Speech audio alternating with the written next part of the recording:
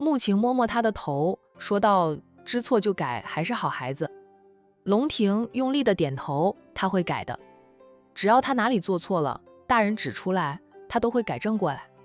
穆晴站直身子，温声说道：“去玩吧。”妈妈，妹妹呢？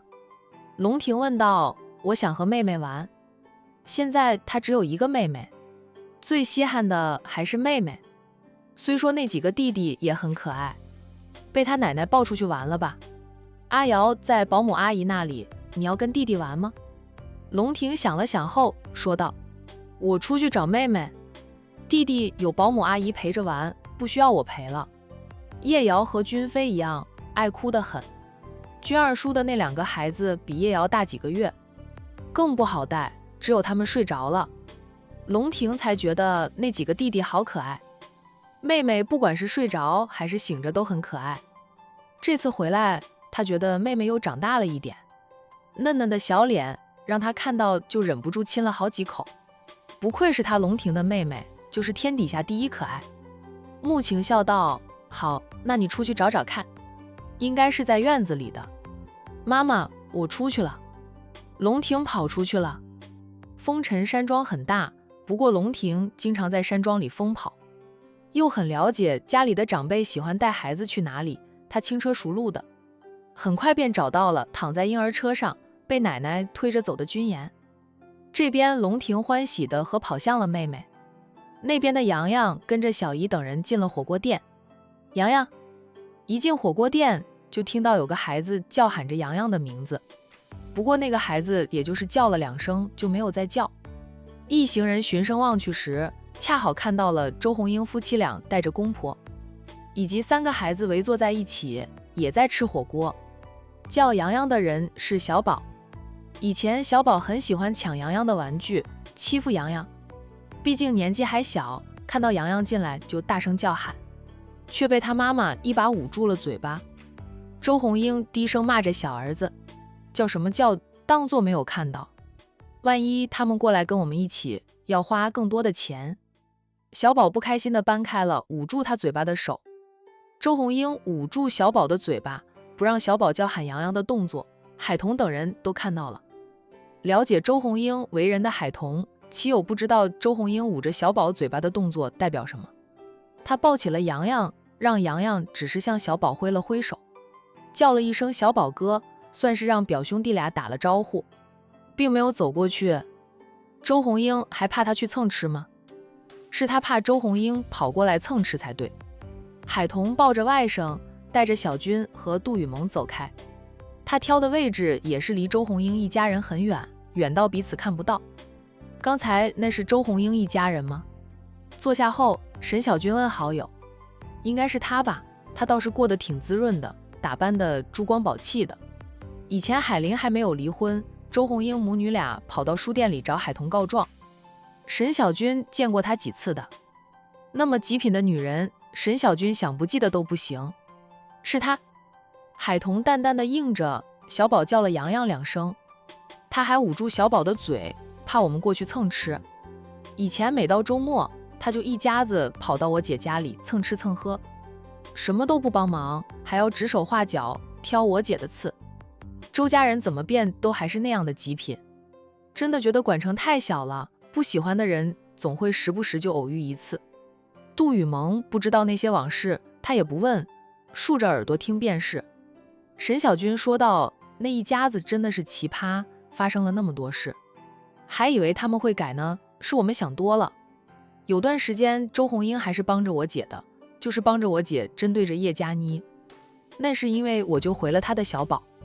等到叶佳妮进去了，她认为她已经报答了我们的恩情，不就像以前那样了，还经常在洋洋面前诋毁东明哥，说东明哥的坏话，不想让我姐和东明哥顺利结婚。”沈小军立即对洋洋说道：“洋洋，你可不能听他们胡说八道，你陆叔叔是个很不错的男人，对你和你妈妈都很好，不要听你爸和你姑姑的话针对你陆叔叔什么的。”洋洋懂事的点头：“君姨，我知道，我现在最喜欢陆叔叔，也想让陆叔叔当我第2个爸爸。”妈妈跟他解释了亲爸和继父，继父也是他爸，说他还这么小。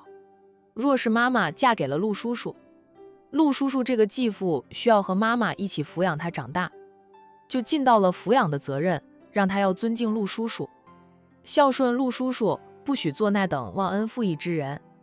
他不会，陆叔叔对他比爸爸都好。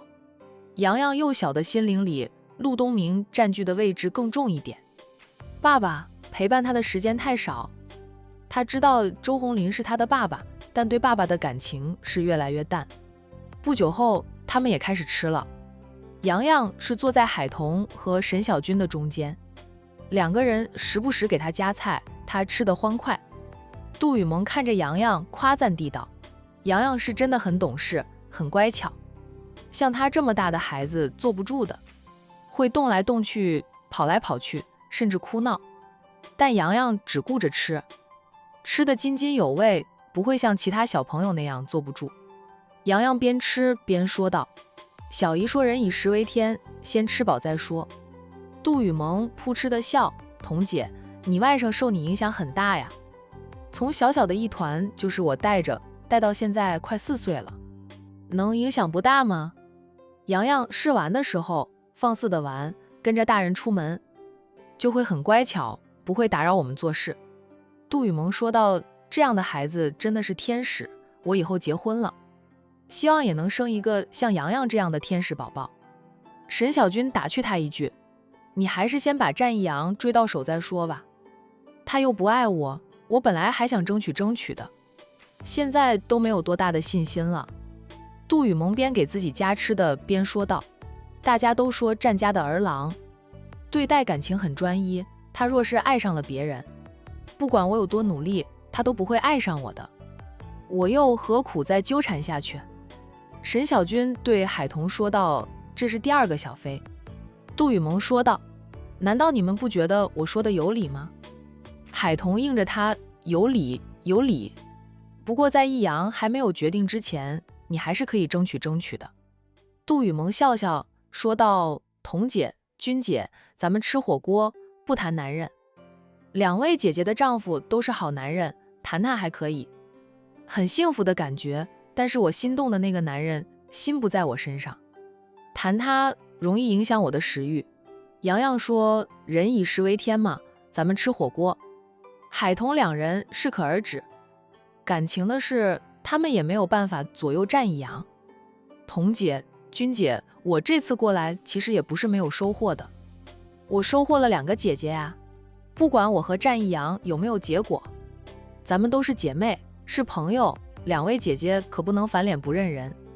反正你们俩的大腿我抱定了，别想把我撇开。海童失笑。沈小军笑道：“你都叫姐了，我们还能把你这个妹撇开吗？这丫头很会哄人，若不是战奶奶选中的人，沈小军绝对会远离杜雨萌的。那就好，那就好。这人一生呀，不仅仅是有爱情的，还有友情、亲情，是不是？我有友情、亲情，其实也很幸福的。对对对，来，咱们碰一杯。哦，没有叫到酒，你们俩不能喝酒。我昨晚醉了一回，也不能再喝了，算了。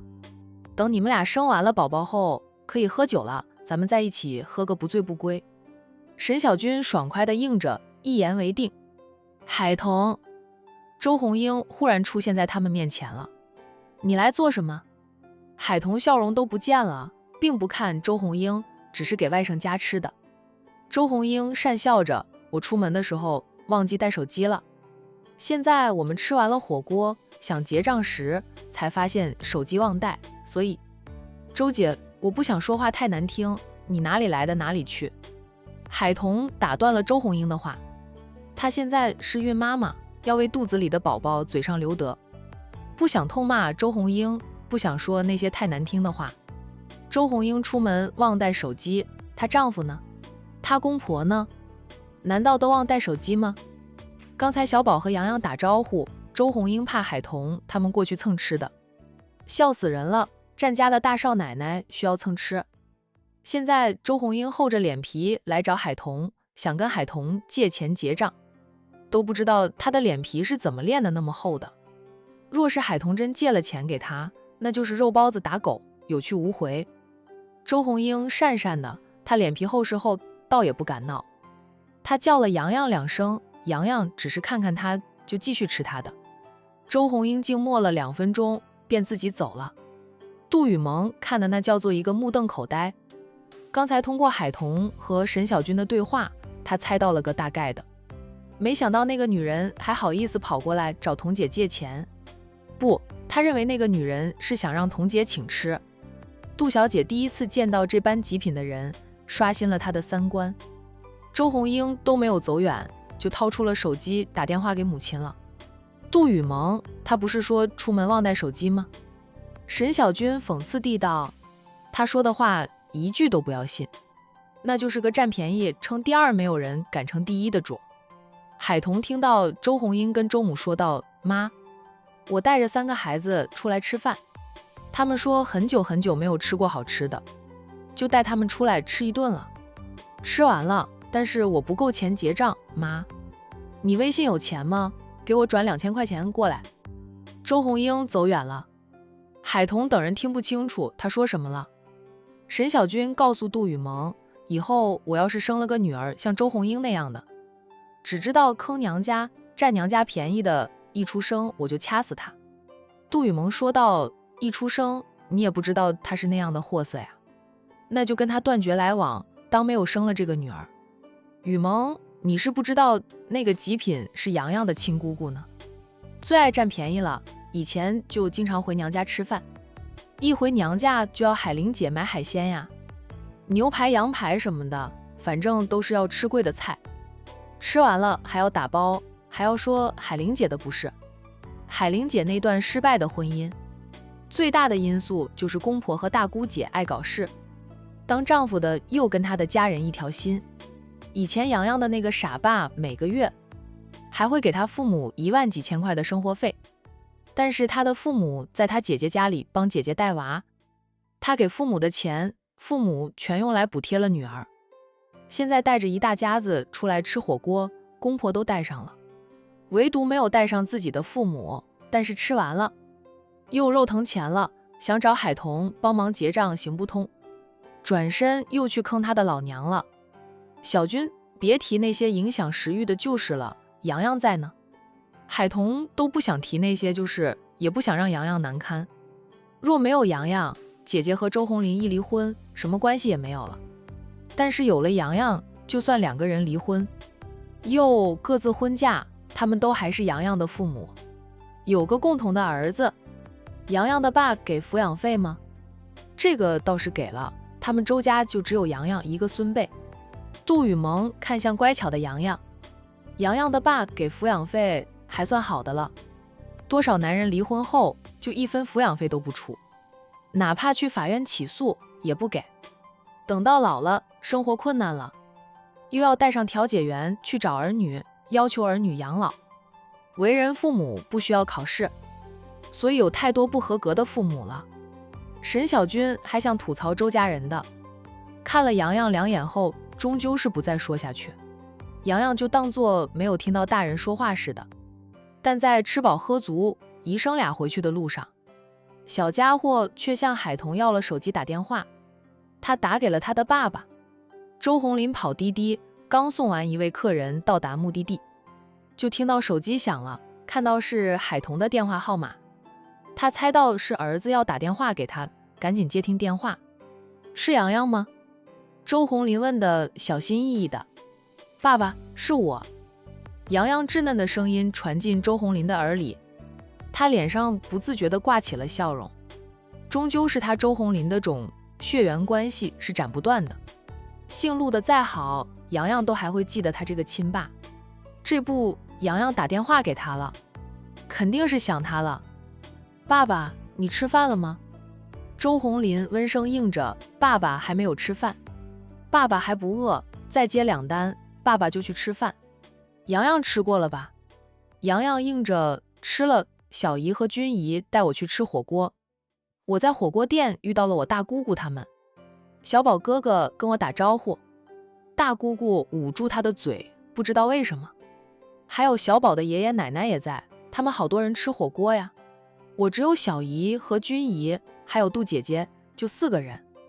周红林开始不在意，他笑道：“洋洋还遇到了你大姑姑呀，有没有和大姑姑打招呼？”“没有。”洋洋老实的答道：“小宝哥哥叫我。”大姑姑都捂住了小宝哥哥的嘴巴。“爸爸，大姑姑这是什么意思呀？”“周红林，你大姑姑，不用理她。”她算是反应过来了。大姐看到洋洋时，不让小宝和洋洋打招呼，是怕姐姐过去打招呼时一起吃火锅吗？做了几十年的姐弟，周红林对于亲姐姐还是了解的。小姨带着我走开了。洋洋一点都不觉得自己在告状，他只是把自己看到的告诉了爸爸。爸爸，我喜欢吃火锅，小姨给我加了很多我爱吃的，很好吃。吃着吃着，大姑姑来了，她跟我小姨说她没有带手机，可是我明明看到她用手机打电话，说妈给我转2000块钱过来。电话那边的周红林脸都黑了，他算是听明白了。儿子跟着海童去吃火锅，在火锅店里遇到了他大姐一家子。大姐带着丈夫儿子去吃火锅，还有大姐的公婆。然后小宝看到洋洋想打招呼，大姐害怕洋洋会一起吃火锅，就不让小宝和洋洋打招呼。结果大姐又厚着脸皮去找海童，说没有带手机。洋洋后面的话是只说了2句，但周红林已经猜到了大姐找到海童想做什么，想让海童借钱或者帮他结账吧。用脚趾头想也知道海童会拒绝的。然后大姐居然打电话给母亲，让母亲转2000块钱给他。周红林气得半死。以前父母一直帮着姐姐带孩子，住在姐姐家里，他给父母的钱以及父母的退休金都补贴给姐姐了，姐姐夫妻俩的收入则是存起来不花。他收入高，那又是自己的姐姐，他便没有计较这些。如今他只是一个跑网约车的司机了，1个月下来赚到的钱远远不如以前多。虽说洋洋不跟他，但他还要给洋洋抚养费的，加上他被叶佳妮刺伤住院时花了很多钱，家里早就掏空了家底。父母的退休金在农村生活还可以，在大城市生活真的不算多，所以他每个月挣到的钱存1/3，想着以后给洋洋的，自己花1/3，1/3给了父母做家用。入冬后，父母常说想出去吃顿火锅，他都没有时间，也舍不得带父母出去吃，觉得花费太多。结果大姐居然还向父母要钱。姐夫的生意还是过得去的，大姐绝对不缺钱，一大家子吃火锅不叫他父母就算了，吃完了还要叫他母亲给钱结账，周红林不气才怪呢。洋洋，爸爸知道了，下次爸爸有空了也带洋洋去吃火锅哈，爸爸要忙了，不和洋洋聊了，洋洋要听小姨的话哦。爸爸，我很听话的，爸爸你去上班吧。洋洋已经告完状了，很爽快地和爸爸结束了通话。海童从头听到尾，在外甥递还手机给他后，他轻点一下洋洋的额头，小子，你都学会了告状。不过周红英也实在是太过分，与他无关，他懒得管。洋洋要告状，那就是他们周家人的事了。要是他和周红林说，周红林说不定会怀疑他故意编排周红英呢。由洋洋说出来，周红林就不会有任何的怀疑。洋洋眨着大眼睛问着海童，小姨，我这是在告状吗？我跟爸爸说我看到的和听到的，怎么就是告状了？海童笑着轻捏一下他的小脸，对，咱们洋洋就在说老实话，你那个姑姑也是太过分，但是造成你姑姑这样子的人是你爷爷奶奶，还有你爸，他们都有责任，因为他们宠成你姑姑那样子的。如果从一开始，周父母以及周红林不无条件地帮着周红英，周红英会习惯从娘家吸血吗？只要你爸每年都支付抚养费，不欠你的抚养费，他们家怎么花钱，我们管不着。爸爸说他开车挣钱很累的，每次我去爸爸那里，爸爸都会和我说，叫我要好好读书，好好做人，将来当大老板，坐办公室能赚很多的钱，不要像他那样。海童将外甥抱过来，让他坐在自己的怀里。他说道：“那洋洋就要好好读书，好好做人哦。”小姨，我会的。你爸对你还算可以的，怎么说你都是他唯一的孩子。他若养你小，你以后要养他老。洋洋似懂非懂的点点头。海童搂抱着他，没有再说话。周家在极品，周鸿林老在洋洋面前诋毁陆东明，但他始终是洋洋的爸爸，也按时支付抚养费，对洋洋也算关心，尽到一个当爸的基本责任了。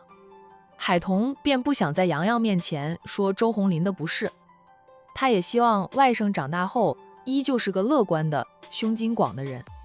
杜雨萌回了管城大酒店，在酒店1楼遇到了战逸阳，他停下脚步看着战逸阳，扬着眉：“战先生是在这里等我的吗？”杜小姐想多了，我是在这里吃饭。杜雨萌笑笑：“那我就不跟战先生寒暄了。童姐请我去吃了火锅，吃得有点撑，我要回房里休息休息。”战逸阳说道：“吃得太撑，不该出去散散步，消消食的吗？大嫂请你吃火锅，我大嫂对你真好。”杜雨萌答道：“不想走动了，童姐是很好。我这次过来本想找个男朋友回去的，可能我会失望，不过多了2个姐姐，挺好的。”战逸阳：“才见了几次面呀，就解长解短的。”杜雨萌：“我还是现在才知道你原来那么会拍马屁的。”杜雨萌说道：“我和童姐还有君姐一见如故不行吗？非得拍马屁才行。”战逸阳顿了顿后说道：“既然你回来了，咱们又遇个正着，不如我陪你到外面去散散步，消消食，顺便再谈谈咱们的事。明天我就不过来了，我工作也很忙的。”想了想，杜雨萌也觉得还不如今晚就谈好。其实不用谈，他也知道战逸阳的答案了。他昨晚已经把话跟他说得很清楚了，只是他当时没有说要放弃他，他不得已还要找他聊聊。好，那就麻烦战先生陪我去散散步，消消食了。要是我散步回来又饿了怎么办？运动了，消耗了体力就会饿的。战逸阳：“我算是明白你为什么能喝。我大嫂还有沈小军一见如故了，都是吃货。他怎么不知道他那么爱吃？只知道他不怎么挑食，反正比老六的对象好太多了。老六的对象听说嘴巴特别挑的，就因为嘴巴太挑，经常换厨师。老六才跑去给未来的老婆大人当厨师，也不知道老六追妻是否顺利。”战逸阳很快就拉回了自己的思绪，还自嘲了一番。他的事都让他头大了，哪有心情去关心老六追妻是否顺利？老六的时间还充足得很，他的时间反而只有几个月了，不像老六才刚刚开始，足足1年的时间。战家的男儿不会输的，相信1年后老六能带着他的对象回来。等会儿你要是饿了，我再请你吃宵夜，行了吧？不会让你饿着的。来了管城，我总要尽尽地主之谊，请你吃顿饭。杜雨萌故作上前2步就要挽上他手臂，吓得战逸阳赶紧跳开。杜小姐，咱们没有好到那种地步啊。杜雨萌俏皮的笑。战逸阳怔愣一下，他怎么觉得这丫头俏皮一笑有点眼熟？可能是他在海市刻意接近他时见过他这样的笑容吧。战先生是个男人，还怕被我占便宜啊？逗你的，瞧你的反应，真伤我的自尊心啊！要是你把我伤得太狠了，我可不能放弃，总要讨回来的，否则就太对不起我受过的伤了。战逸阳，我只是不想让人误会。战先生在管城很出名吗？杜雨萌边往酒店外面走去，边问着战逸阳。我是刚来2天，也去打听过了，你们家几兄的最出名的是你大哥，你2哥3哥也有点名气。从你这个4少开始，很多人甚至都不知道你们长什么样呢。你都不出名，不说我挽着你的手臂，就算我挂在你身上，都不会上管城的头条的，谁认识咱们2个呀？战逸阳张嘴，却说不出话来，被杜雨萌的厚脸皮刺得说不出话的。没有人认识咱们俩，就没有人误会了，别人只会以为我们俩是一对小情侣。杜雨萌走着走着，扭头问他：去哪里逛逛？附近有公园吗？带我去公园逛逛呗。战一阳默了默后说道：步行10几分钟就到一个公园，那公园不算很大，不过倒可以逛逛，风景还是不错的。你要是不怕累的话，那就去那里逛逛吧。不怕，要是走不动了，你背我回来呗。战一阳，我不会打车呀，还背你回来，我难道不会累的吗？杜雨萌说你一点都不会怜香惜玉，好歹我是你奶奶给你选定的妻子人选呢。要不是你有了二心，我就是你们战家未来的4少奶奶。都说战家的男人特别宠妻，你该不会想打破你们战家男人的优良传统吧？当一个不宠妻的男人，妻子是个明事理的，宠妻的男人能发大财的。战一阳嘴角弯了弯，说他歪理一大堆。还有，我没有二心，你是我奶奶选中的人不错，但我们还没有确定恋爱关系，不是男女朋友，我们都还有恋爱自由权的。你可以去喜欢其他男人，我也可以喜欢其他女人，我就喜欢你，怎么办？战一阳，你就真的一点都不喜欢我吗？我跟你认识了几个月，感觉你也不讨厌我呀。你也说了，你并不讨厌我的。战一阳没有看他，与他并肩走着，边走边说道：我上午回了一趟老宅，游游山庄呀，你怎么不跟我说一声，我好跟你回去见见你奶奶。挺想知道他老人家是怎么知道我的，为什么会选中我给你当老婆的。他老人家这样做可是害了我呀，看我被你追求了一段时间，心动了，但你却抽身离开，还说对我没有男女之情，确实无法爱上我，让我心里难过极了。我的恋情还没有开始就要结束，受了情伤，这不就是你奶奶害的？我想找他老人家算算账的，顺便再参观参观你们游游山庄。战一阳赶紧替奶奶说话，他说道：这是我的问题，与我奶奶无关，我奶奶能给我选择了你，就是你太优秀，我奶奶很喜欢你才会看中你，是我跟我奶奶的眼光同步不了，所以是我的错，不是我奶奶的问题。你要是心里不爽就骂我吧，打我也行，千万别去骂我奶奶，奶奶都好久没有被人骂过了。战一阳怕死杜雨萌真的去找奶奶算账，把奶奶骂一顿，奶奶会受不了，气死的，那就真的是他不孝了。他是真的对杜雨萌没有男女之情吗？你回去是不是跟你奶奶说了，你确实对我没有男女之情？杜雨萌猜也能猜到，也早就知道他回了游游山庄的，刚刚说那些话还是逗他的。看着他着急，他心里好受点。他杜雨萌又不差，杜家的二小姐在海市也是很多男人的梦中情人呢。到了战一阳这里，战一阳竟然不爱他，杜雨萌是真的觉得自尊心受损。战一阳没有说话，算是默认了。杜雨萌叹口气，说道：想来你奶奶是尊重你的选择，都说你们家的长辈很开明，这个结果我猜也能猜到。战一阳，我原本还想为自己争取的，现在想想还是算了吧。你今天放弃我，他日若后悔了，想踏进我的家门可就没那么容易了哦。战一阳在心里腹诽着，怎么奶奶和杜雨萌都说让他以后别后悔，他后悔什么？他真正喜欢谁，想要什么，他还不知道，又不是3岁小孩子了，他都快30岁的人了，心智成熟得很，不会让自己做会后悔的事。杜雨萌说的话和奶奶差不多，怪不得奶奶会看中杜雨萌呀。杜小姐，我从来不做让自己后悔的事，哪怕我做出的决定不好，我也会坦然面对，不后悔。杜雨萌笑笑，好，我知道了。既然你真的无法爱上我，我也不勉强。我杜雨萌又不是嫁不出去，何苦纠缠你不放，没得掉了我的价。她也是父母娇宠着长大的，是家里人的掌上明珠，又不是没有人要的。杜家在海市也是豪门，她这个二小姐有身份有地位的，只要她想嫁人，多的是男人排着队来娶她，她不必去苦缠着一个心不在自己身上的男人。杜小姐，虽然我们不能成为夫妻，还可以成为生意合作伙伴的，我其实真的不讨厌你，我大嫂跟你也合得来，你们可以当朋友来往，有空就来管城做客。杜雨萌停下来，偏头看他了片刻后，再次抬脚往前走。他看着远处的灯红酒绿，说道：我们家族的生意重点是在海市，而你们战士的生意重点则在管城。虽说都有分公司遍布各大城市，想有生意往来，怕是不太可能。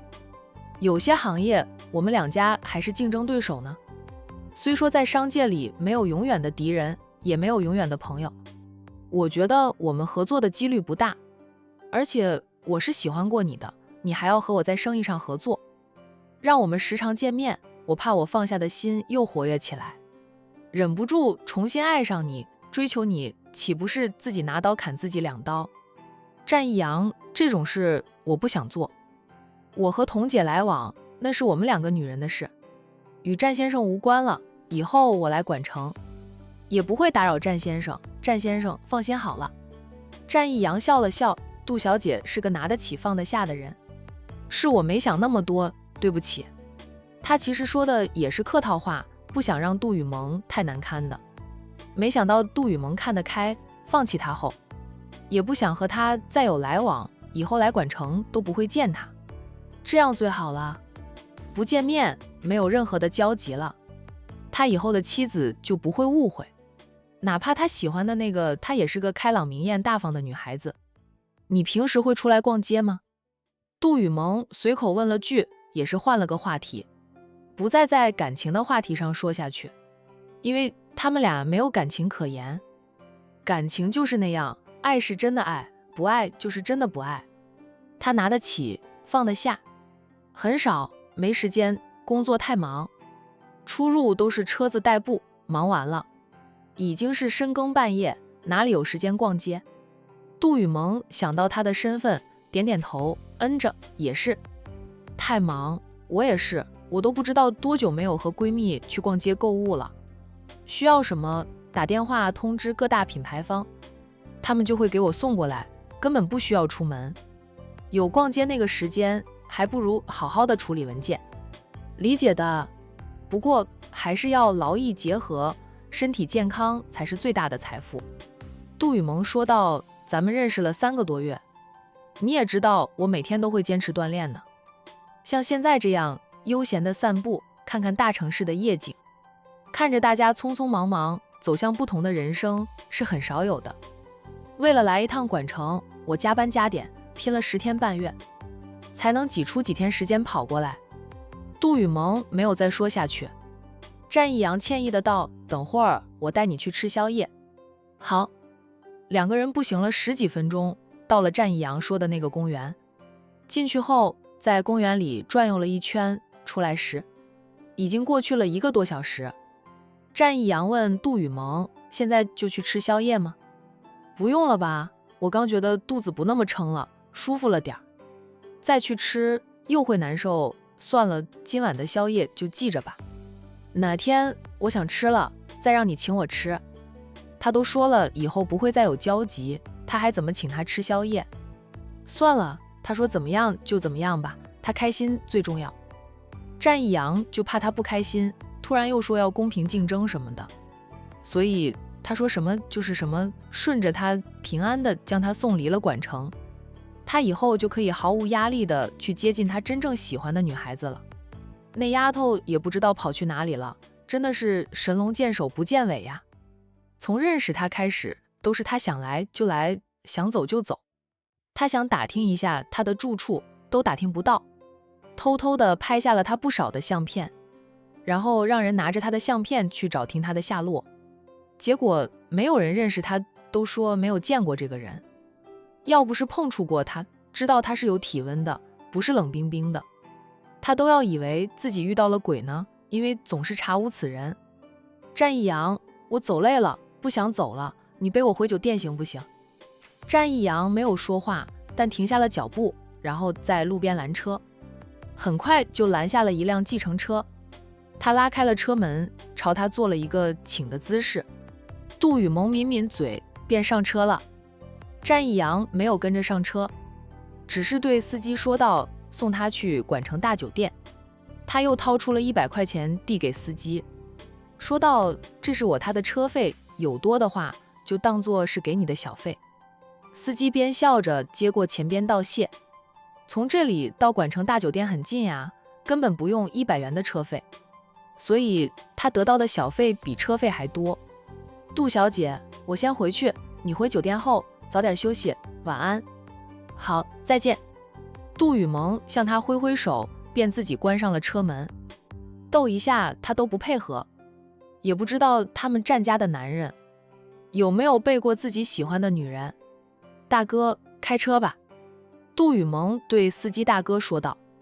计程车司机开车，车子很快便远去。战义阳站在路边看了几分钟，才掏出手机打电话给他的司机，通知司机开车过来接他回家。